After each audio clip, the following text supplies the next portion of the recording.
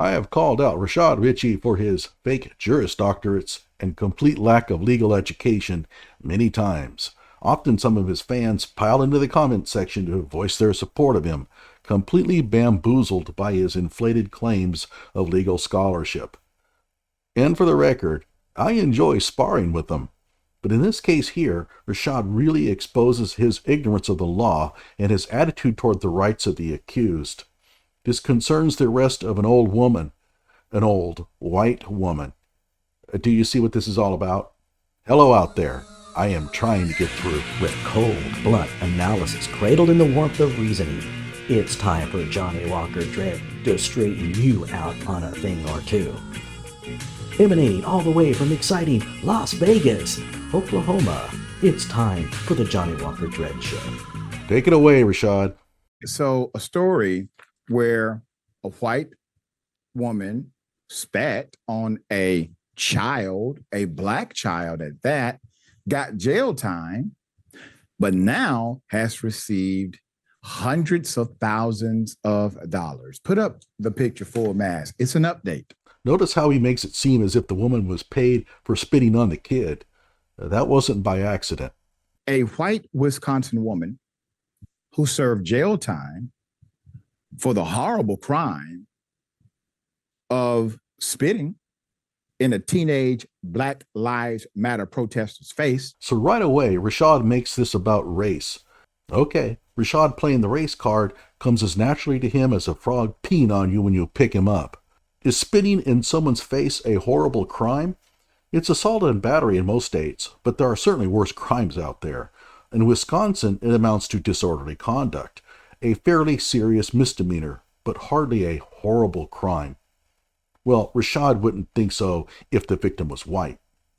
By the way, her t-shirt says Street Art MKE. This is a street art program sponsored by Milwaukee Magazine. My gut feeling is that this woman is a decidedly liberal cat woman. We do know that she is in fact a lawyer.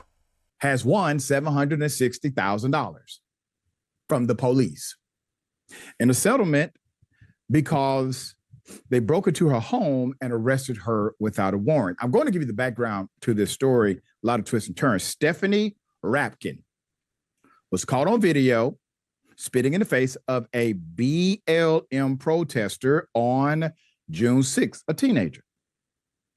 This was 2020, for which she was later convicted of disorderly conduct. She pleaded guilty and served 60 days in jail, much to the disappointment of her 17-year-old victim. That is a minor, a Black high school student who helped organize the rally and had hoped she'd receive harsher punishment. Put up the picture again. You have an adult spitting in the face of a teenager. Where's your child abuse charges? If Rashad knew the law better, or at least had done some research, he would know that what she did does not constitute child abuse. At most, she committed assault and battery, not child abuse. Let's go to the Wisconsin Department of Children and Families, who state what is considered child maltreatment can be a difficult concept to grasp, and even more difficult to identify in real life. If it's difficult to grasp for most people, it will be impossible for Rashad to understand it. So here are the 4 categories of child abuse. The one we care about is physical abuse, where it says, in Wisconsin, physical abuse can be summarized as causing serious physical harm and injury by other than accidental means. What is physical injury? Well, that's defined by statute. Physical injury includes, but is not limited to, lacerations, fractured bones, burns, internal injuries, severe or frequent bruising, or great bodily harm, as defined in Section 939.22. Section 939.22 defines great bodily harm, which doesn't match being spat on. I promise you, if the roles would have been reversed, let's say the black kid is a black male. Let's say the black kid is a black man. Let's say he's of adult age. Now let's say that the Defendant, Stephanie Rapkin, Stephanie Rapkin, who spit in his face, would have had her face spit on if she was a kid. She was 17. Let's say it just reverse. Well, we tend to take assaults on females much more seriously than we do males. Is that fair? Well, probably not. But that's the way society is constructed. And he's taken advantage of that. What he should be doing is asking, what if this was a white male of 17 years old being spit on by an elderly black woman? And in that case, I think most of you would probably realize that there probably wouldn't be serious charges coming down the pike. So you have to be really careful with analogies, especially these sort of reverse role analogies. What if he was black? What if he was white? Those can be really easily biased. Do you really believe that the black man receives such a light sentence? Of course not. All kind of charges would have been affixed. Again, in Wisconsin, spitting on someone is considered disorderly conduct, a Class B misdemeanor, unless you spit on a public worker or prosecutor, at which point it becomes a felony. What is the maximum sentence for a Class B misdemeanor? 90 days. She got 60 days. So in Wisconsin, 60 days in jail is not a light sentence for spitting on someone. In fact, that seems far longer than I would have expected, unless she has prior arrests. Given that she's a lawyer, she probably doesn't. Well, okay, maybe she does. I don't know. So how does Rashad treat this portion of the story? Woman only got 60 days because she was white. This is your supposed legal scholar talking. Notice that Rashad claims that a black man would have been charged with numerous offenses, but he never tells us what those charges would have been, because he doesn't know the law.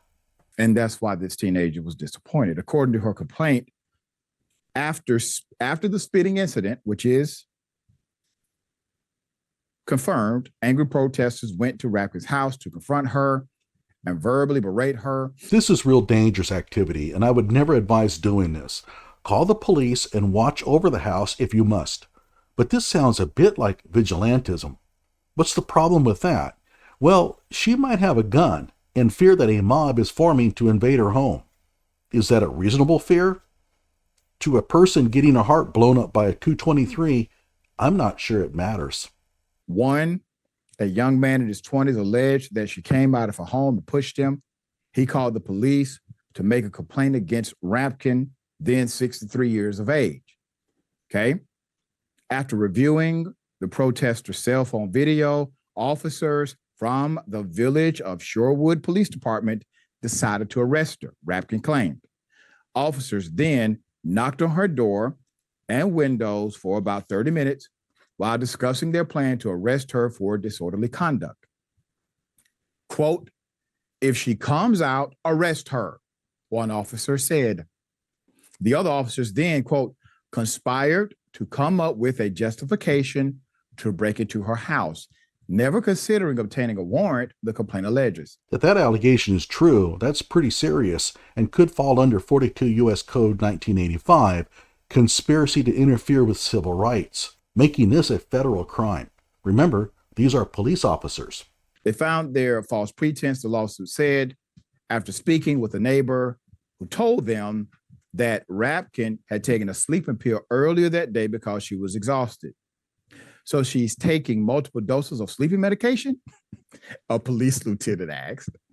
"I don't know," the neighbor replied, prompting a police decision to do a welfare check on Rapkin. There's more. Put up the picture of the. This isn't a laughing matter. You have police officers knowing full well that they cannot breach her property without a warrant, conspiring to deny Rapkin her Fourth Amendment rights. If the woman was black, who among you think that Rashad would be laughing? Of the creative Shorewood police. All right. Okay. So Shorewood PD officers were seen breaking through the front door and entering with guns and tasers drawn. They stood at the bottom of Rapkin's stairs, ordered her to come down and speak with them so they could check on her. Quote, "I'm perfectly fine. I'm sleeping." Hey, cops, your illegal welfare check is now complete. Get the hell out of there. Rapkin said. adding that she had not taken any sleep medication and wanted them to leave so she can go back to sleep. Rapkin was then placed under arrest in her dining room, where officers told her she was being charged with assaulting an individual outside, revealing their true motivation for going into Rapkin's home without a warrant, her complaint says. A scuffle ensued, during which police claim Rapkin kneed an officer in the groin. She's still alive. They didn't kill her. Rashad is harping on a claim that if she was black, they would have killed her. I've never heard of a black person shot by the police for kneeing a cop in the groin. In fact, black suspects fight back against cops all the time and are not shot. This is the myth of police brutality that BLM has been pushing, and it does nothing but divide our country and get dim-witted Republicans elected president. And yes, I called Trump dim-witted. I'm not a fan, although I had to vote for him because I hate socialism. But back to the subject at hand. This whole idea that cops shoot black people over minor incidences like getting kneed in the groin was disproven fairly thoroughly by a Harvard professor, and everybody should watch the interview of this professor. You can click on the link here or go to the description below. She claimed they threw her up against a wall while screaming in her face. She was escorted from a home to the applause from protesters outside and put into a police vehicle. The crowd may have played a role in the police's reluctance to get a search warrant. The crowd might have been berating them for not taking swift action. She's in there. What are you waiting for? Go get her. Well, the officers then proceeded to search her home for evidence that Rapkin had abused her medication, coming up empty-handed, the lawsuit says. So they already violated her Fourth Amendment rights in arresting her. So they then perform an illegal search for evidence that she may have committed a crime? Nice work. Keep in mind that Rapkin is a lawyer, and the officers by this time might have realized that they were in trouble and panicked. And when you panic, you make dumb decisions. Arresting her after breaking in without a warrant was dumb. Searching her home was even dumber. Some felony assault charges against Rapkin for allegedly kicking the officer were actually dropped. So Rapkin lawyered up, and her complaint filed in the U.S. District Court for Eastern District of Wisconsin, May of 2023, charged police, including the Sherwood police chief, who approved the arrest, with violating her Fourth Amendment rights under unreasonable search and seizure. Both police departments denied all of the allegations of illegal or unconstitutional conduct in their answers to the lawsuit, and also claimed qualified immunity from liability for the officers. Sherwood Village manager Rebecca Elwald, that's probably pronounced Ewald, said last week that the $760,000 settlement is not an admission of wrongdoing, but rather a decision to avoid the cost and risk of a trial, reported Fox 6 News. She noted that the city's insurance company, not its taxpayers, will be paying the large civil judgment award, but your tax company, your tax agency may increase your premium next year. Or they will simply increase the premiums on all the other poor bastards they insure. Hard to say. Look, a city isn't going to pay $760,000 when it's in the right. The city knew that Rapkin had them over a barrel. While litigation is not cheap, it's not going to cost $760,000 in legal fees to fight her lawsuit. So here's the thing. The officers came up with a creative solution. Let's call it that. No, let's call it a civil rights violation, because that's what it is. You only think it's cute because it violated the civil rights of a white woman.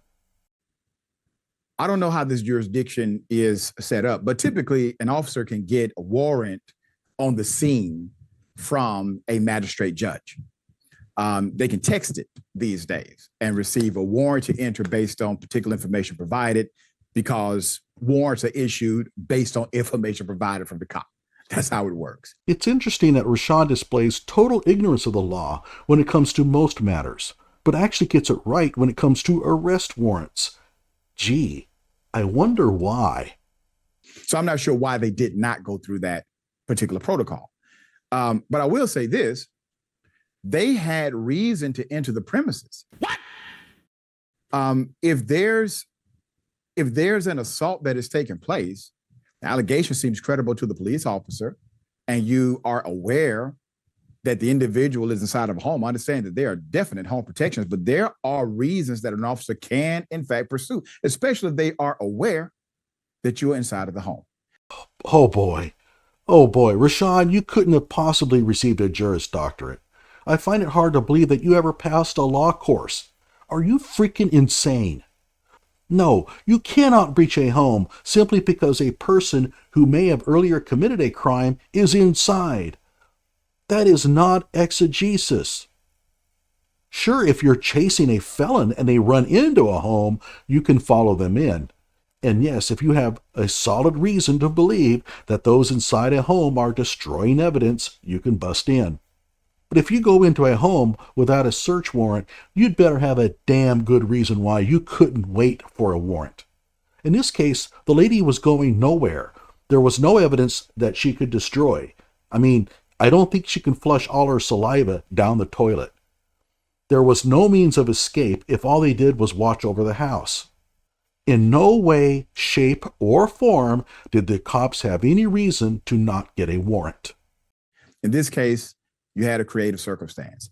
I have seen cops be creative for corrupt things. These cops were creative to arrest an individual who should have been arrested. There is no dispute about her criminal action in the lawsuit itself. I suppose Rashad slept during his presumption of innocence course. What the hell kind of logic is this? Your Honor, sure, it may look like we violated the defendant's rights, but the defendant is a really bad person and never denied her guilt. So what's the problem with us busting in her door without a warrant? Think about how clueless about the law you have to be to push such an analysis. I mean, the Fourth Amendment wasn't written to protect only those who are innocent of crimes. And this is why a law degree from Haiti, which Rashad falsely claims to possess, would be worthless in the United States. In Haiti, they probably don't have unreasonable search and seizure laws. How would a Haitian-educated lawyer even function here? It's preposterous. This is why our bar associations have strict rules about who can take the bar if they claim a law degree from a foreign country, especially Haiti. But as I said, he doesn't possess a law degree from a Haitian university or any university for that matter. He simply made it up, and he knows it. The dispute is about, well, they said I was on medication and I wasn't, providing false pretense for the entrance. All right, Waz, hell of a story. I wish they would have done it correctly. So to avoid this other hiccup. Hiccup? That's what you consider it? This hiccup cost some entity nearly $1 million. But to you, it's just a hiccup. Yeah, you're the person I would seek for legal advice. Rashad is now going to turn it over to his intern sidekick, who manages not to make a fool of himself, so I'll end it right here. Like my video and subscribe to my channel.